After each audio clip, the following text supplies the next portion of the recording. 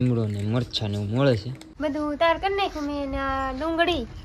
લસણ ને મરચાં ને ટમેટા કોથમરી મીઠો લીમડો ને રોટલા રોટલી ને રોટલો બે વસ્તુ એમ બે મિક્સરમાં હોય તો મજા આવે એમ એવું નહીં વધારાનું છે કે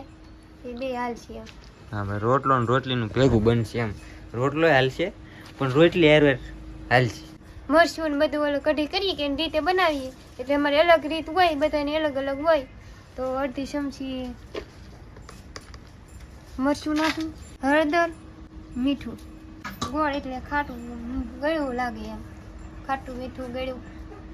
ગોળ એટલે શાક ગળ્યું લાગે ને એમ આપણે હવાની મસ્ત સાય છે ગાયની ને સાય નામ દઈએ મિક્સરમાં સાઈશ બધું મિક્સિંગ થઈ ગયું છે અને આ સાઈડમાં મેક દઈને વઘાર નાખીએ હવે વઘારવાનું છે હા વઘારવાની આ ઘડીક વાર સાઈડમાં રહેવા દેવાનું આ સાઈડમાં મેક દેવાનું ને પછી વઘાર નાખીએ હવે